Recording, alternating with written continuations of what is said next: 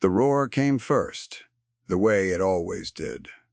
60 engines waking at once in the gravel lot behind the Iron Vow clubhouse, a wall of sound that rattled the loose pane in the diner window across the road.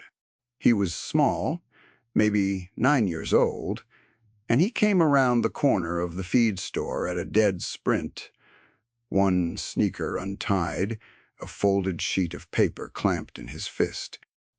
He was screaming a single word into the engine noise, and not one of the riders could hear it. They were already rolling. The front wheels of the lead bikes had crossed the painted line at the lot's edge, turning toward the on-ramp, when the boy did the thing no sane child should ever do. He ran straight into the gap between two of them and stood there in the exhaust and the heat, both arms raised, screaming. Wait, you have to wait. The lead rider's boot came down hard. The whole formation shuddered to a halt behind him, a chain reaction of brake lights blooming red in the gray morning, and for one long second nobody moved. 60 men sat there idling machines and stared at a barefoot-laced child standing in the middle of them, like a sparrow that had flown into a furnace. The boy was shaking, his chest heaved. He held the paper out toward the man at the front, and what he said next would empty that lot of every rider inside 90 seconds and change the course of 3 families forever. To understand why a child would risk his life in a sea of strangers, you have to go back 4 days to the morning the water stopped. The town was called Harlan Ford, a strip of asphalt and old brick laid across the high desert 2 hours east of anything. It had a grain elevator, a school, a single traffic light that blinked yellow after 9 at night, and it had Cyrus Vane. Cyrus Vane owned the water, not the river exactly, but the rights to it. Deeds' grandfather had bought in a drought year when desperate ranchers signed away their futures for cash to last the season. 3 generations later, the Vane family controlled the irrigation district, the bank that held most of the town's paper, and the county board that decided which roads got graded. Cyrus wore tailored gray suits in a place where men wore canvas, and he drove a black car with tinted glass down streets where everyone else drove trucks with mud on the fenders. He was 46, lean with pale hands that had never gripped a wrench, silver hair combed back hard, and a way of smiling that never reached his eyes. The boy's name was Eli Brennan. His mother, Dana Brennan, ran the small engine repair shop at the edge of town, the only one for 60 miles, a cinder-block building with a hand-painted sign and a row of broken mowers waiting out front like patients. Dana was 34, narrow through the shoulders, with chapped knuckles and brown hair she kept tied back with whatever was nearest.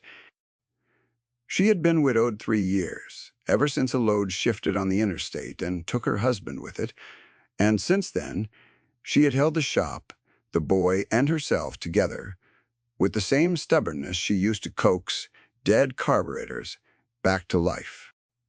She did not have much. She had enough. And she had taped inside her cash register a single yellowed document that Cyrus Vane wanted very badly to disappear. The Iron Vow Motorcycle Club had no quarrel with Harlan Ford.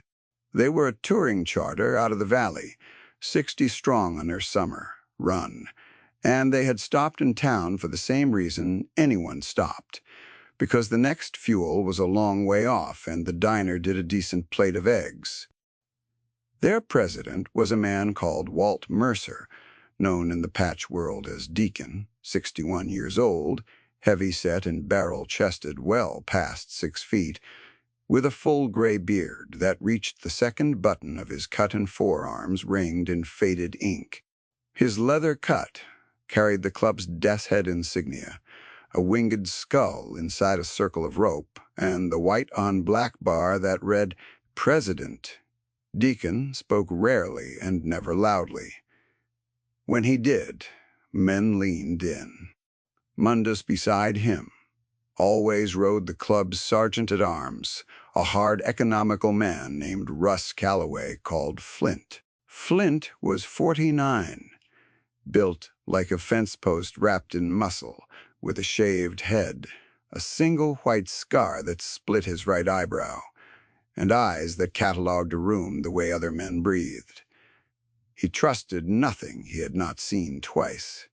He had been the one to notice, 2 mornings ago, the black car idling at the far end of the lot, with its engine running and no one getting out. Eli had been there too, that first morning, though no one knew it yet. He had been crouched behind the row of broken mowers outside his mother's shop, close enough to the clubhouse fence to hear the bikes watching the leather-clad men the way a boy watches a thunderstorm, with terror and longing in equal measure. His mother had told him to stay clear of the clubhouse. Everyone in town said the same. The men in the cuts were dangerous. They were criminals. They were not the kind of people decent folks spoke to.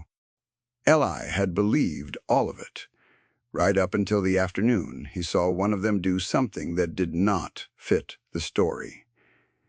It was the second day of the club's stay. Eli had walked to the diner to bring his mother her lunch pail, and on the way back he passed the lot where the bikes stood in their gleaming rows.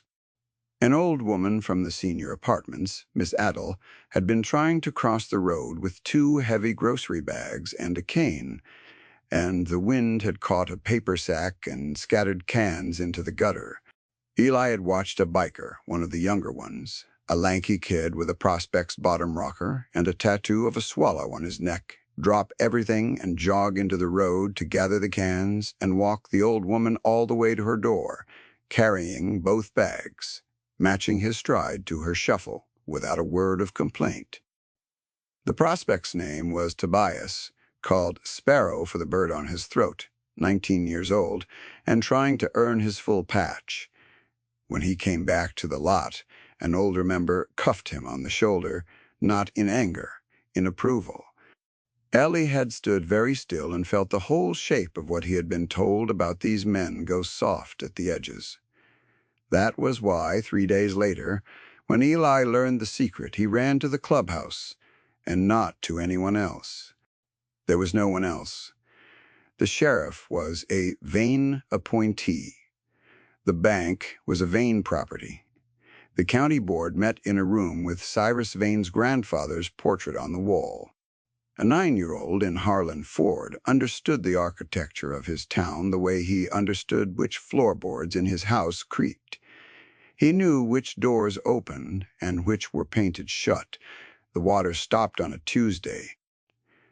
Dana turned the tap in the shop sink to wash the grease from her hands and got a cough of air and a brown trickle, then nothing. She called the irrigation district office, and a polite voice told her there had been a routine valve adjustment, and her account was under review. She asked what that meant. The voice said someone would be in touch. Someone was. That afternoon, a man, in a clean truck with the district seal on the door, pulled up outside the shop and handed Dana a letter on heavy cream paper. The letter said that a survey had determined her property's water access easement had lapsed, that the lapse was final, and that the district was prepared to offer her a generous settlement to vacate the parcel. The parcel her shop and her home sat on, the parcel her husband had bought with a 30-year note she had 11 years left to pay. Dana read the letter 3 times. Then she went to the cash register, opened the drawer, lifted the tray, and looked at the yellow document taped beneath it, the original deed, her husband's father's deed, with the water easement written into it in language no survey could erase. She knew exactly what was happening. She had watched it happen to the Cordell family 2 years back, and the Pruitts before them, both of them now gone from Harlan Ford, their land folded quietly into Vane holdings. The pattern was always the same. The water stopped. A survey appeared. A settlement was offered that sounded generous until you understood it was a fraction of what the land was worth. That refusing it meant a legal fight against a man who owned the only courthouse for 100 miles. People took the money. People left. The town got smaller and the vein map got bigger. Dana did not intend to take the money. She intended to fight. And she made one mistake. She told the wrong person she had the original deed. The wrong person was a man named Garrett Pike, the district surveyor, a soft, balding man who did Cyrus Vane's measuring and looked the other way when the numbers were told to come out a certain direction. Dana had cornered him at the hardware store and told him with the deed, practically burning a hole in her apron, that his survey was a lie and she could prove it, that she had her father-in-law's original deed with the easement written plain, and that she would see every one of them in front of a judge who did not answer to Cyrus Vane if it was the last thing she did. Pike had gone pale and mumbled something and left without buying his bolts. And Dana, walking home, had felt the brief, hot satisfaction of a person who has finally said the thing out loud, not yet understanding that she had just told her enemy precisely where the one weapon that could destroy him was kept. Eli understood it before she did, because Eli was the kind of boy who made himself small and invisible, the way grieving children sometimes do, and because being invisible meant he heard things. He heard his mother on the phone that night, her voice low and fierce, telling her sister in the city about the deed, about the register, about Pike's white face. And the next morning, on his way to fill the water jugs at the school spigot, the only working water left to them, Eli cut behind the district office and heard two voices through the open window of the black car. One was Garrett Pike's. The other was a voice Eli had heard exactly once before, at the town Christmas event, smooth and unhurried, a voice that made the back of his neck prickle, Cyrus Vane. "The original is in the shop," Pike was saying. "Taped in the register," she said. "She'll take it to Hargrove in the city. She's already got the appointment. Thursday morning." "Then it won't be there Thursday morning," Vane said. There was no heat in it. He might have been discussing the weather. "The shop has old wiring. Everyone knows that. Engine repair. All those fuel cans. A building like that goes up in 20 minutes. Wednesday night, after they've gone to bed in the house. The boy and the woman are in the house," Pike said, and his voice cracked on it. "The house is 40 feet from the shop, and upwind," Vane said. "And they'll wake up to a fire across the yard and a lot of smoke and an old deed they can't produce. Insurance won't cover a lapsed easement. They'll take the settlement by Friday. Like the others." A pause. "You'll make sure the report reads electrical." Eli had stopped breathing somewhere in the middle of it. He stood frozen against the cinder block, the empty water jugs hanging from his hands, and he understood with the awful clarity of a child that the men were going to burn his mother's shop on Wednesday night, that the paper that could save them would burn with it, and that there was no one in Harlan Ford he could tell who did not work for the man in the car. The sheriff, the bank, the board, all of it was one hand, and the hand belonged to Cyrus Vane. The bikers, though, did not belong to Cyrus Vane. Eli told no one what he had heard. Not his mother, who would have marched straight to the district office and confronted Vane and gotten herself hurt, who would not have believed a child had overheard a murder plan idling in a parked car. He thought about telling her 100 times that Tuesday. He stood in the doorway of the shop with the words pressing up behind his teeth while she bent over a seized lawnmower deck. And each time he opened his mouth, he imagined her face going from worry to disbelief and back to worry. Imagined her telling him he had misheard that grown men did not sit in cars and plan to burn down a family. That he had let the stories, The town told about the veins crawl too far into his head. So he swallowed it. He carried it alone for a day and a night, the worst day and night of his small life, and the weight of it changed the way he moved through his own house. He watched his mother work. He watched her tape and retape the deed beneath the register tray, smoothing the old paper flat with 2 fingers, the way she smoothed his hair when he was sick. He watched her pack a folder for her Thursday appointment, slide the deed into a stiff cardboard sleeve, label it in her square, careful printing, and set it by the door where she would not forget it.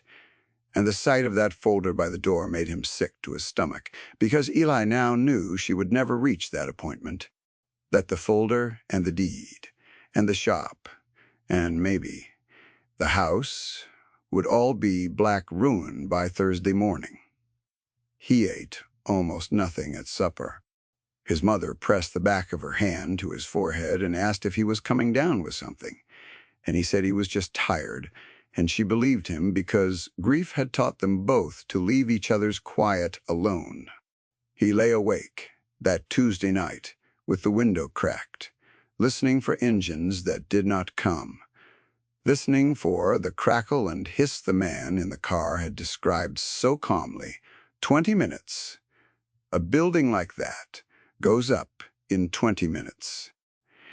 Every passing truck on the county road stood his hair on end.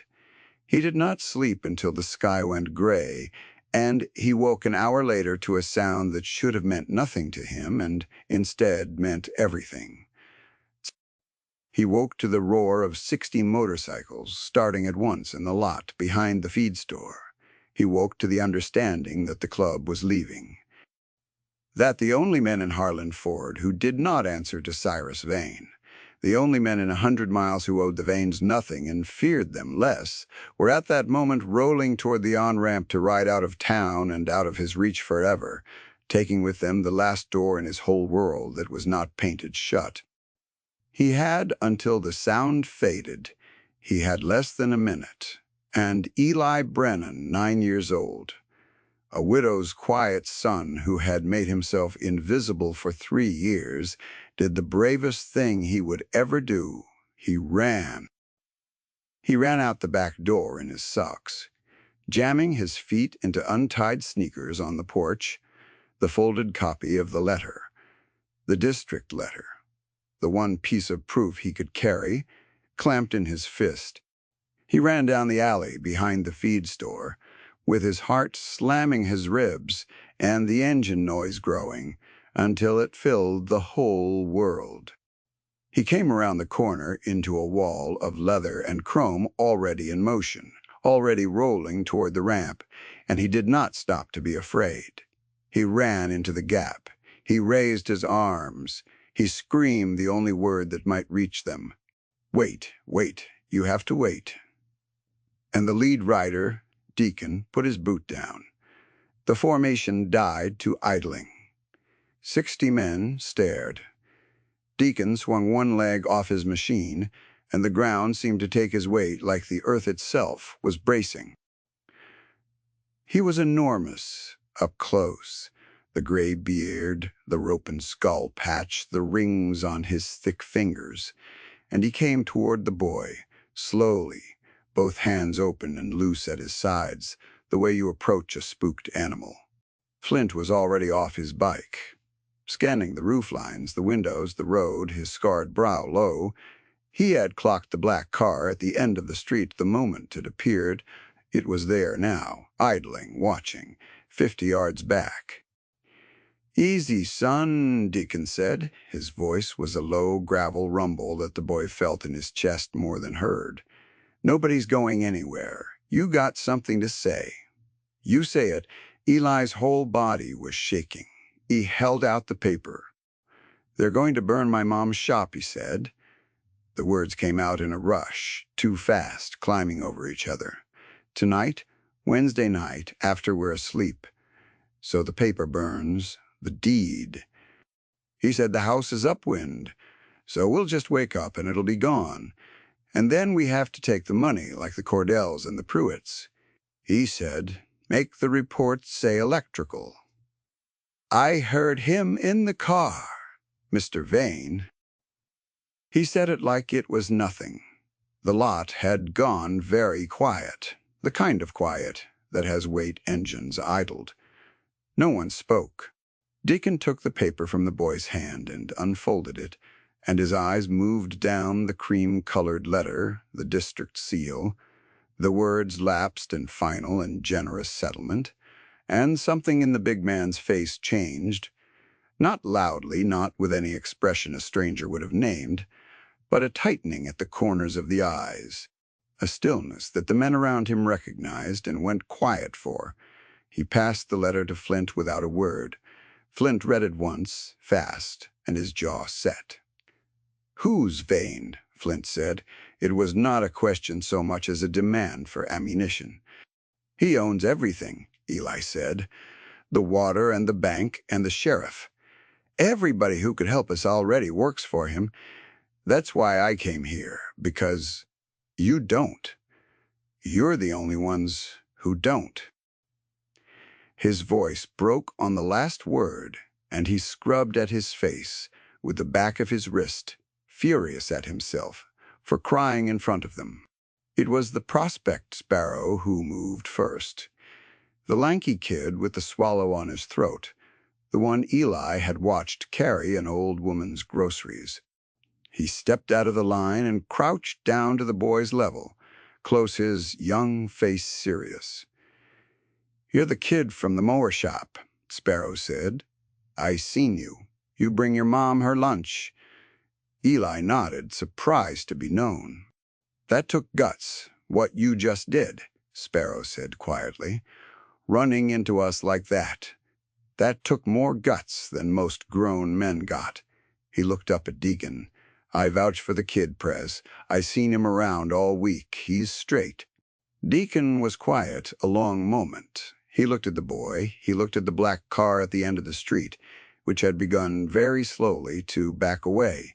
He looked at the letter in Flint's scarred hand. Then he turned to the 60 men on their idling machines, and he made a single gesture, a flat sweep of one ringed hand toward the clubhouse, and the meaning of it ran through the formation like a current. "Kill the engines." "We're not leaving." The roar died. In the ringing silence that followed, Deacon put one heavy hand on Eli's shoulder, and the boy felt the weight of it go all the way down to his sneakers, steadying him the way a keel steadies a boat. "Son," Deacon rumbled, "you're going to take me to your mother." What followed did not look like a rescue. It looked, to anyone watching from behind a tinted window, like something far more frightening, because there was no shouting in it, no fists, no roar. There was only method. Dana Brennan looked up from a torn-down generator to see her son walking across her gravel lot, flanked by the 2 largest men she had ever seen, and her heart stopped for an entirely different reason than relief. She came out of the shop, wiping her hands, her face white, ready to fight whatever this was. "Ellie," she said, "get away from them. Get over here. What did you do?" "He didn't do anything wrong, ma'am," Deacon said, stopping a respectful distance back, hands open. "Your boy did something most men, twice his age, wouldn't have the spine for. He saved your home this morning, and he saved you. You want to be angry. Be angry at the man who made him have to." He nodded at Flint, who held out the cream letter, and then, gently, the folded copy Eli had carried. "We'd like 10 minutes of your time. Then we'll leave if you want us gone. I don't think you want us gone, though, once you hear what your son heard." Dana listened.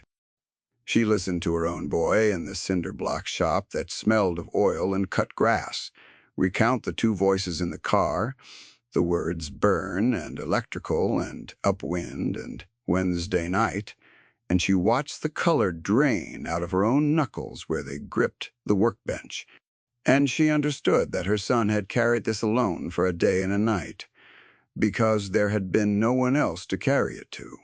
She did not interrupt him.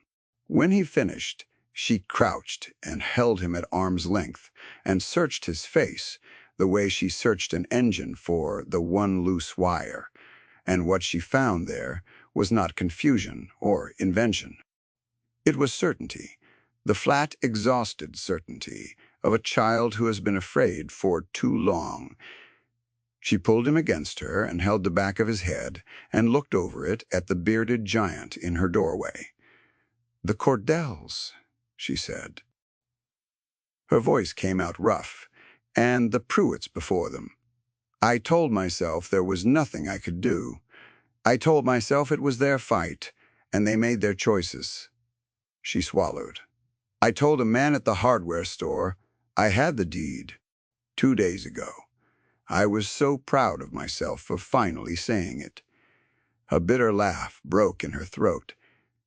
"I told him exactly where it was." "That's how they knew to move tonight," Deacon said. It was not an accusation. He said it the way a man reads a map. "You didn't do anything most folks wouldn't. You stood up, the mistake was theirs, planning to put a torch to a house with a child in it. That's the line. They crossed it on their own." He looked at the boy a long moment. "Your son didn't cross any line. He held one."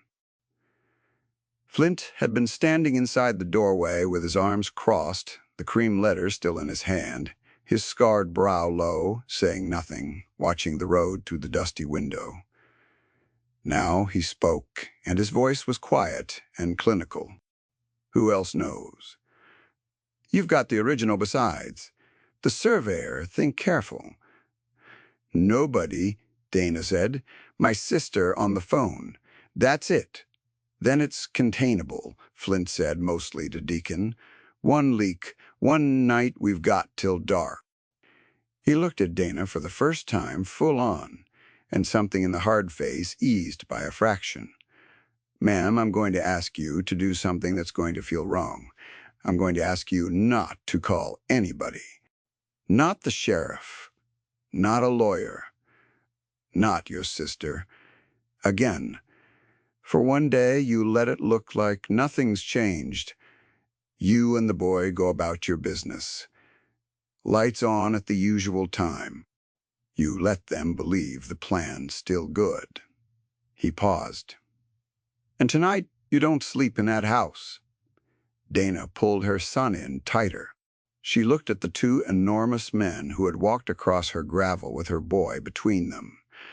Men her town had spent her whole life teaching her to cross the street to avoid, and she made the calculation a person makes only once or twice in a life, the one where you decide who you are going to trust with everything you have left. She thought about the sheriff, who answered to Vane, the bank that answered to Vane, the board with the dead grandfather's portrait on the wall.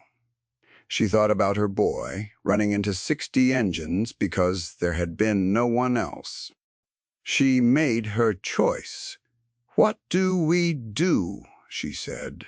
"First," Deacon said, "we make sure nothing burns tonight." The club did not call the sheriff. The club did not break a single law that anyone could later prove, and that was the point. That was the whole terrible elegance of it. What the Iron Vow had that Cyrus Vane did not understand was patience, and a young member named Dex. Dex was 26, slight, soft-spoken, with wire-rimmed glasses and ink-stained fingers, and he wore the cut like the others, but carried a laptop bag instead of a wrench. In another life he had built networks for a living before a felony charge for something he had done, to expose a far worse crime, had closed every legitimate door to him, and the club had opened the only one left. Dex did not fix bikes. Dex found things. Within an hour of hearing the boy's story, Dex was sitting in the clubhouse with 3 open screens, and he was not breaking into anything. He was reading public records, which is the part people like Cyrus Vane never expect, because men who own a town stop bothering to hide the paper trail in it. The Cordell parcel, the Pruitt parcel, both transferred to a Vane holding company within 90 days of a water shutoff. both preceded by a district survey signed by Garrett Pike. One of them, the Pruitt place, had suffered a fire, ruled electrical, 11 months before the sale. Dex pulled the insurance filing. He pulled the county fire report, 2 paragraphs signed by a part-time investigator who also did contract work for the Vane Bank. He pulled Pike's survey history and laid the dates beside the shut-off dates and the sale dates, and a shape emerged on his screen, as clean and damning as a fingerprint, a machine that had been running quietly in Harlan Ford for a decade, eating families and growing fat. A pattern, though, was not proof of a plan to commit one more fire on one more Wednesday night for that. Deacon wanted Pike. They did not threaten Garrett Pike. They did something worse. That evening, the soft-balding surveyor came out of the district office to find 4 men in leather cuts leaning against his truck, not blocking it, not touching it, just there, the way a storm is there. Flint was one of them. Flint did not raise his voice. Flint simply told Pike, in a tone of mild, almost friendly observation, that the club knew about the Cordells and the Pruitts, that they had the survey dates and the fire report and the sale records, that a copy of all of it was already sitting in 3 places Pike would never find, and that the only question remaining was whether Garrett Pike wanted to be remembered as the man who measured the lots or the man who lit the matches. Flint let that sit. Then he said the thing that broke Pike's nerve completely. "There's a fire planned for tomorrow night," Flint said quietly. "A woman and a boy, 40 feet upwind. You knew. You sat in the car and you knew. Now here's the part you want to think hard about. Tomorrow, that fire doesn't happen. Maybe because it never was going to. Maybe because somebody warned them. Either way, Vane's going to ask who talked.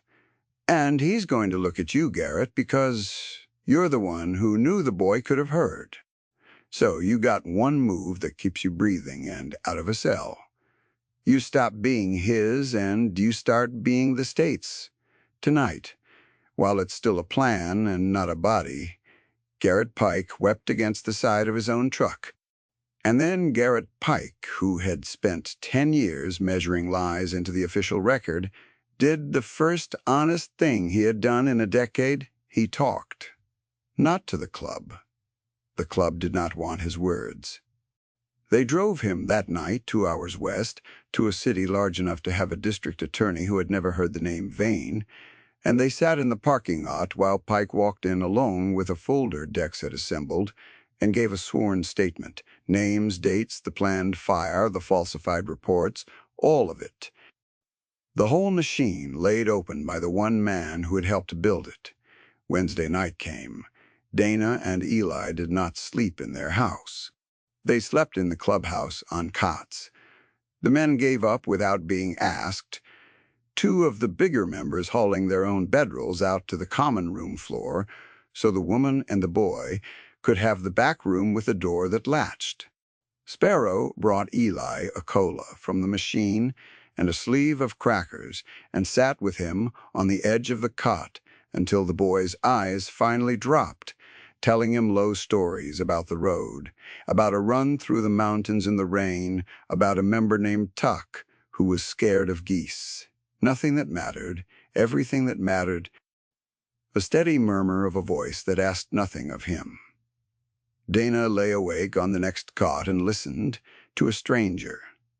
Gentle, her son, to sleep, and she pressed her wrist to her mouth in the dark, so neither of them would hear her come apart. The shop stood dark and untouched across the road under the desert stars, and in the deeper dark of the feed store's shadow, 2 members of the Iron Vow sat without moving, without a cigarette lit, without a word passed, and watched the lot. They had volunteered for it. Flint had not had to ask twice. They watched the road and the shop and the black mouth of the alley for the better part of the night, just in case the plan did not yet know it was already dead, 2 leather-cut shapes as still as the cinder block behind them, and the only sounds were the tick of cooling metal and the far-off complaint of a coyote. No truck came down the county road and slowed. No figure crossed the lot with a can in his hand. The fire that was meant to erase a family never lit, because the family was not where it was supposed to be, and the man who was meant to light it was. By then, 200 miles west, in a fluorescent room, signing his name to the truth, one slow line at a time while 4 bikers waited in a parking lot for him to finish. Thursday morning, Dana Brennan kept her appointment. After all, she did not go alone. She drove to the city with the original deed in a sealed envelope on the seat beside her. And behind her, in a formation that filled the desert highway from shoulder to shoulder and could be heard a mile before it was seen, rode the Iron Vow.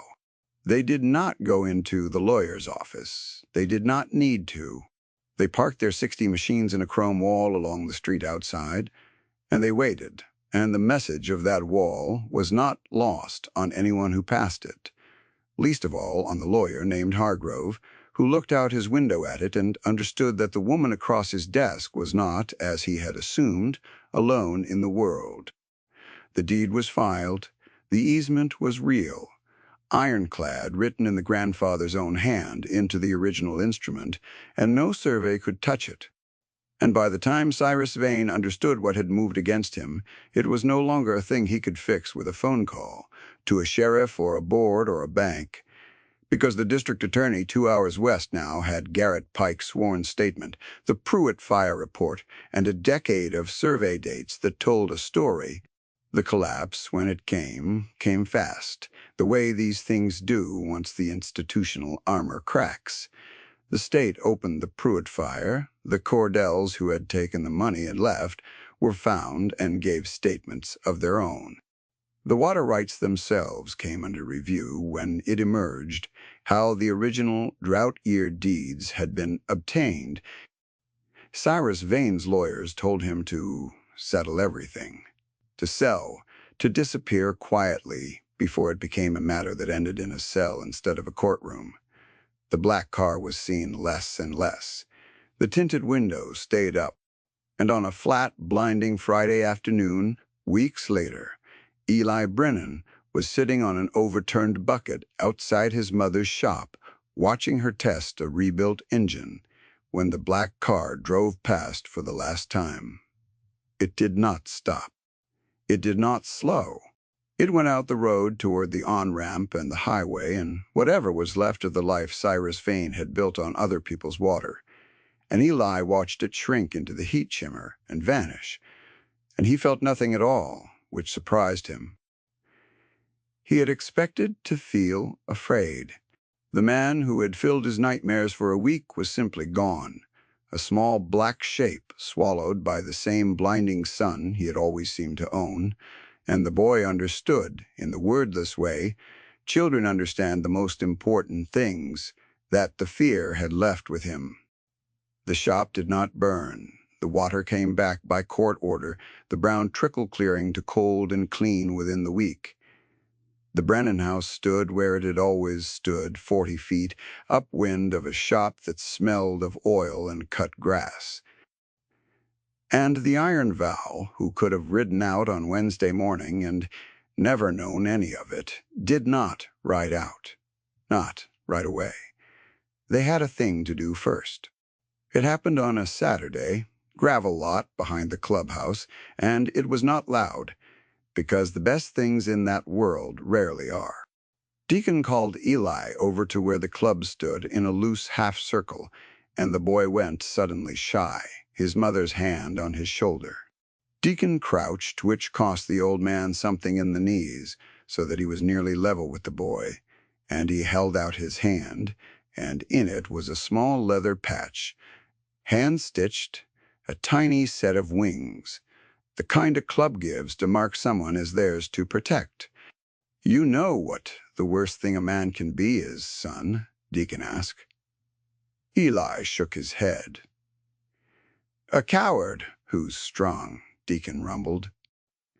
"A man who's got everything, water and money, and a badge in his pocket, and uses all of it to hurt folks who've got nothing. That's what we ran into in this town.